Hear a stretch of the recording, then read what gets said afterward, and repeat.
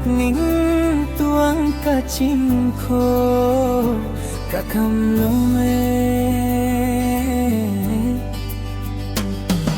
Gianne xa lô gật nào lúc nín tuang cả chim khô cả cầm lâu mê cả gần tuang puan li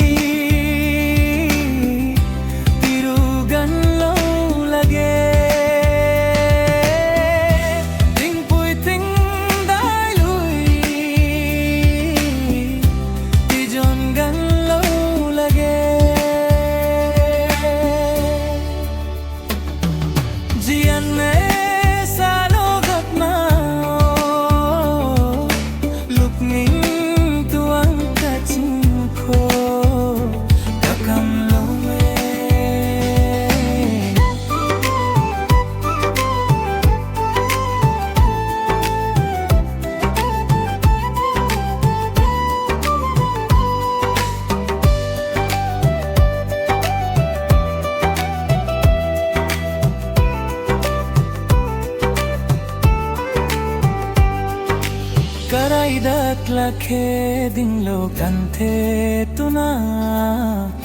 luk ning khohilo kame aduti nasin sumanda lakhe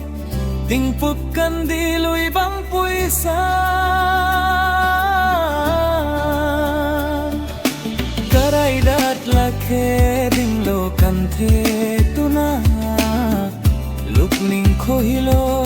kame aduti nasin sumanda lakhe ting pup kan diloi bam puisa litip lo me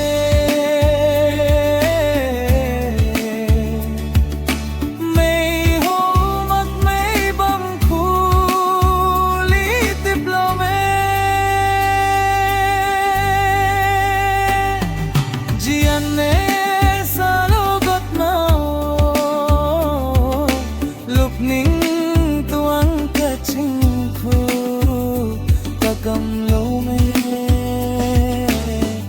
sang cân mê bấm kỳ trắng luôn thu thao cây tăng